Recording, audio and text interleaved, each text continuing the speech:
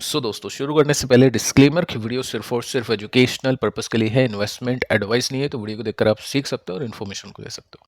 बाकी इससे पहले एक वीडियो मैं आपको दे चुका हूं जिसमें हमने आज के मार्केट के ऊपर बातचीत की है, साथ में आईपीओ को भी डिस्कस किया है जो अभी अप्लाई कर सकते हैं, लिस्टिंग गेन्स है, लेंसकार्ट जो कि लिस्ट हो चुका है, आगे किस तरह से परफॉर्म कर सकता है, टेक्निकली तो नहीं लेकिन फंडामेंटली डिस्कस हो चुका है। कुछ कंपनीज है जिनके स्टॉक्स में रिएक्शन बना है क्वार्टर 2 का तीजी मंदी के पर्सपेक्टिव से, उसके ऊपर भी हमने बातचीत यहाँ पे की है। अब दोस्तों बात करते हैं कुछ ऐसी कंपनीज को लेकर, कुछ ऐसे ईटीएफ्स को लेकर जहां पे रिवर्सल की संभावना बन रही है। देखिए ओवरऑल मार्केट की बात करें तो जब तक ट्रंप मार्केट के अंदर है तब तक मार्केट के अंदर अनसर्टेनिटी रहेगी। ऐसा नहीं है कि पोर्टफोलियो में पैसे नहीं बन रहे तो म्यूचुअल फंड में पैसे बन रहे, वहां पे भी ऐसा कुछ नहीं कि ऑल टाइम हाई लग रही है। काफी टाइम से इक्विटी मार्केट अंडर परफॉर्म ही कर रहा है, चाहे वो डायरेक्ट इन्वेस्टिंग हो या वो फंड के थ्रू इन्वेस्टिंग हो।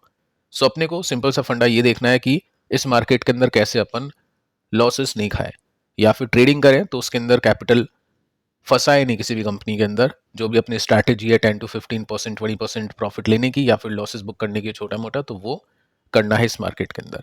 अदरवाइज शांति से बैठना है। एसआईपी जो भी कर रहा है, जो भी मार्केट में इन्वेस्टिंग कर रहा है फॉर लॉन्ग टर्म, वो चलेगी तो अच्छा है, क्योंकि अभी के समय स्टॉक ऊपर नीचे करते करते अंडर वैल्यूड भी हो रहे हैं, यानी अपने सपोर्ट के आसपास भी अवेलेबल हो रहे हैं। तो वो डिपेंड करता है कि कौन किस तरह से इन्वेस्टिंग करता है। अभी हम यहाँ पे बात करेंगे कुछ ऐसी कंपनीज को लेकर जिनके स्टॉक ऊपर से डिस्काउंट के साथ में है। कुछ ऐसे कारण हैं, चाहे वो रिजल्ट हो या फिर वो कुछ और हो, जिसकी वजह से स्टॉक अपने बॉटम को बना के ऊपर जाना शुरू कर रहे हैं। तो कितना गैप है वो सब चीजें चेक करेंगे, लेकिन ऐसा कुछ नहीं कि इनको खरीदना है बेचना है। जस्ट मैं आपको सिखाने के पर्पज से बता रहा हूँ कि अभी मार्केट के अंदर कहाँ पे रिवर्सल्स देखने को मिल रहे हैं। तो सबसे पहले हम आते हैं गोल्ड पर। देखिए गोल्ड के ऊपर 2-3 दिन से डिस्कशन चल रहा था कि गोल्ड ऑलरेडी गिरावट को कंप्लीट कर चुका है। अभी की जो गिरावट हमने देखी उसको, उसके बाद में कुछ रिवर्सल हमने देखे, कुछ ब्रेकआउट्स हमने देखे। आज के दिन 1.5% के साथ में तेजी आप इसमें देख सकते हैं। सिल्वर को देखें तो 2% के साथ में तेजी सिल्वर में बनी है। तो गोल्ड एंड सिल्वर, बहुत मोटा पैसा तो बनेगा नहीं, ऐसा तो है नहीं कि इक्विटी को बेचकर गोल्ड एंड सिल्वर में लगा दें। गोल्ड एंड सिल्वर अभी कुछ टाइम से, यानी कोविड के बाद में अच्छा परफॉर्म करना शुरू किया था। उससे पहले का चार्ट आप देखोगे तो कुछ खास, यानी 4-5 साल तक गोल्ड एंड सिल्वर ठंडे थे। तो उस समय जो प्राइसेस थे वो हेजिंग के लिए अच्छे थे, लेकिन अभी के समय कोई ट्रेड करना चाह रहा है, कोई ग्रोथ निकालना चाह रहा है, तो उनके हिसाब से ये ईटीएफ काफी अच्छे हैं। अभी हम देख सकते हैं गोल्ड प्राइस प्रिडिक्शन, यहाँ पे ये डेटा अवेलेबल है कि गोल्ड क्यों ऊपर जा रहा है, क्या आउटलुक है, वो चीजें अपन चेक कर लेते हैं। तो सिंपल सा फंडा दोस्तों ये है कि मार्केट के अंदर जितनी अनसर्टेनिटी रहेगी, चाहे वो यूएस मार्केट के अंदर हो, इंडियन मार्केट के अंदर हो, ग्लोबल पूरी दुनिया के अंदर हो, उतना ही गोल्ड एंड सिल्वर के प्राइसेस ऊपर जाएंगे। और ये जो अनसर्टेनिटी होती है उसका पता चलता है डेटा के हिसाब से। और यहाँ पे आप नोट कर सकते हैं कि यूएस लेबर मार्केट का डेटा अच्छा नहीं आया है, वीक डेटा है, उसकी वजह से रेट कट की एक्सपेक्टेशन बड़ी है। और साथ में जो गोल्ड है उसके प्राइसेस ऊपर है, क्योंकि यूएस डॉलर वीक हो सकता है यहाँ से। साथ में इंडियन मार्केट के अंदर हम देखें तो वैसे गोल्ड के प्राइसेस यहाँ पे भी ऊपर जा चुके हैं, prices moving higher. Gold and silver के अंदर वापस से बाइंग आना शुरू हो चुका है, क्योंकि दिवाली एक ट्रिगर था, एक इवेंट था जिसकी वजह से अच्छी बाइंग चल रही थी। वो इवेंट खत्म हुआ, उसके बाद में सेलिंग हुई वापस से, अब यहाँ पे बाइंग होना शुरू हो चुकी है। चार्ट को देखते हैं, थोड़ा सा डिटेल में समझते हैं, साथ में नियर टर्म का आउटलुक क्या है एक्सपर्ट का, एनालिस्ट का, वो एक बार हम चेक कर लेते हैं। गोल्ड के जो प्राइसेस हैं वो एक्सपेक्टेड है कि अभी सपोर्टेड रहेंगे, यानी ऊपर जाने की कोशिश हो सकती है, क्योंकि यूएस डॉलर की जो सिचुएशन है वो थोड़ी सी प्रेशर के अंदर है। साथ में जो हम बोल सकते हैं सेफ्टी के पर्पज से लेते हैं गोल्ड, तो उसके हिसाब से भी डिमांड सर्च कर सकती है, ऐसा लगता है एक्सपर्ट्स को। तो हम क्या करेंगे, हम सिंपल सा चार्ट देखेंगे कि कहाँ पे वॉल्यूम आना शुरू हो चुके हैं, यानी कहाँ पे लिक्विडिटी आना शुरू हो चुकी है, प्राइस ऊपर मूव करना शुरू हो चुके हैं। क्योंकि ये सब बातें अगर यहाँ पे होती या यहाँ पे होती तो मतलब नहीं था, लेकिन गिरने के बाद में हमने देखा कि एक सॉलिड रेसिस्टेंस बना हुआ है। कितने दिन तक यहाँ पे इसने इसको ब्रेक नहीं किया, उसके बाद में कल इसने देखा ब्रेकआउट, उसके बाद में वापस एक तेजी बनी है। तो गैप अब कितना है, 4 to 5% का गैप अभी इसमें रह चुका है। लेकिन सिल्वर की बात करें तो यहाँ पे गैप अच्छा है, 20% का गैप इसमें देखने को मिल जाता है। क्योंकि ये गिरा था तो ज़्यादा गिरा था, अब ऐसा नहीं है कि ये एकदम से सीधा यहाँ तक पहुंचेगा, हो सकता है कुछ करेक्शंस देखें, लेकिन जो रिवर्सल का वेट कर रहे थे उनके लिए रिवर्सल यहाँ पे हो चुका है। अब दोस्तों स्टॉक्स पे आते हैं। नेटवेब को देखें तो आज के दिन 4% के साथ में तेजी बनी है। एआई अभी जिस पॉइंट के ऊपर है, आगे की ग्रोथ देखें तो अभी काफ़ी ज़्यादा डिस्टेंस बाकी है। तो पॉइंट ये बनेगा कि कौन सी कंपनी कैसा परफॉर्म करती है। जैसे आज के दिन E2E के रिजल्ट आए हैं, स्टॉक अभी नीचे हैं, बाकी कंपनीज के स्टॉक उनके रिजल्ट के हिसाब से परफॉर्म करेंगे। तो एआई कंपनी हो या कोई भी कंपनी हो, आपको रिजल्ट देखना है, मैनेजमेंट कमेंट्री देखनी है, उसके हिसाब से ही स्टॉक आपको चूज करने चाहिए। तो 4% की तेजी बनी है, वैल्यूएशन अभी भी एक्सपेंसिव है। रिजल्ट कैसे गए थे? 10% के साथ में ईपीएस बीट, यानी नंबर्स ओके थे, नंबर्स बुरे नहीं थे। उससे पहले इन्वेस्टर्स को आदत हो गई थी कि 80% के साथ में बीट करेगी एक्सपेक्टेशन, 30% के साथ में एक्सपेक्टेशन बीट होगी, बट वैसा देखने को नहीं मिला, क्योंकि कंपनी ने बोला जितने भी ऑर्डर हमारे पास में है उसकी जस्ट 1/3 बिलिंग ही इस साल देखने को मिलेगी, बाकी जो बिलिंग है आपको नेक्स्ट ईयर देखने को मिलेगी। तो शॉर्ट टर्म इन्वेस्टर ने अपने प्रॉफिट को बुक किया, लॉन्ग टर्म इन्वेस्टर की कहानी अभी ऑन है, क्योंकि जो भी ऑर्डर मिले हैं वो सब कैप्चर हो गए सेल्स एंड प्रॉफिट के अंदर।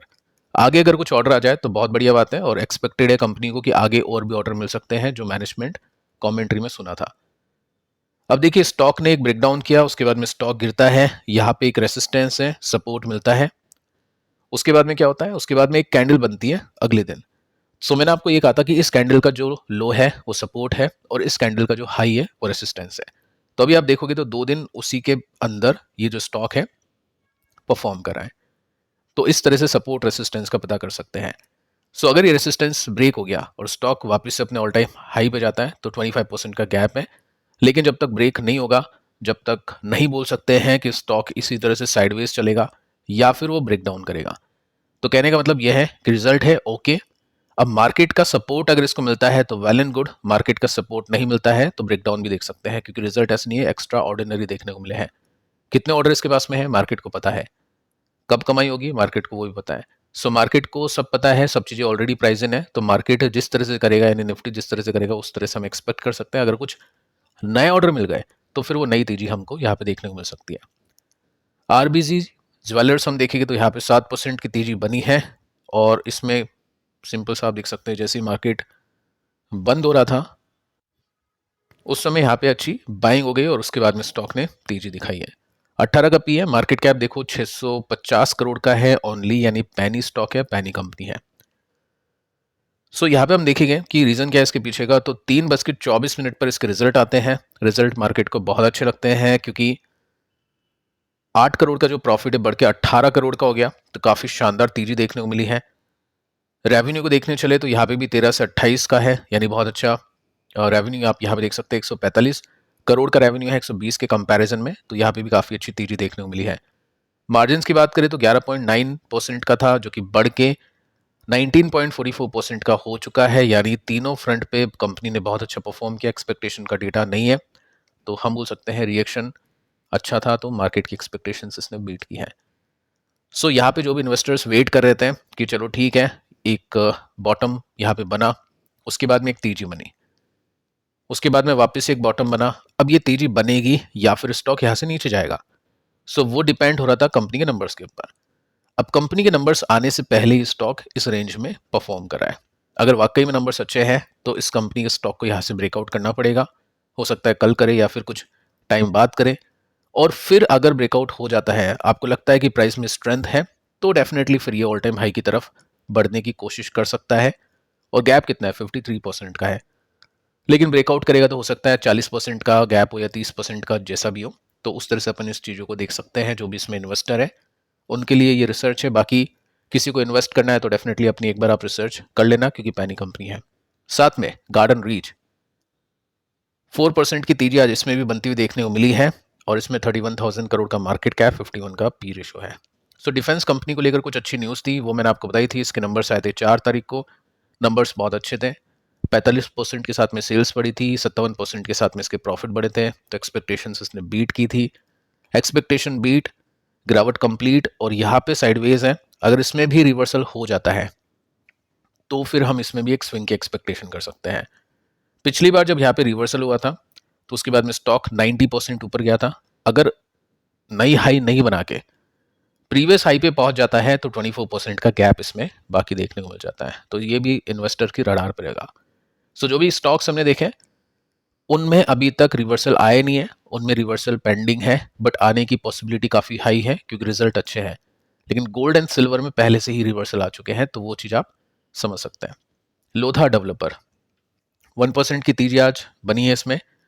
कुछ टाइम पहले इसके रिजल्ट थे, रिजल्ट अच्छे थे, एक्सपेक्टेशन बीटन बाय 32%। पिछले 3 क्वार्टर में एक्सपेक्टेशन मिस की थी, गाइडेंस भी कंपनी की काफ़ी अच्छी थी। सो कंपनी का स्टॉक अपने रेसिस्टेंस पे पहुंचता है, तो 19% का गैप में यह भी अपने रेसिस्टेंस के आसपास है। अगर इसको ब्रेक कर देता है तो चांसेस बन सकते हैं। तो इस तरह से दोस्तों आप स्टडी कर सकते हैं ब्रेकआउट रिवर्सल वाली कंपनीज के ऊपर। पिछले वीडियो को भी आप देख लेना। मिलते हैं नेक्स्ट वीडियो में, तब तक के लिए बाय बाय।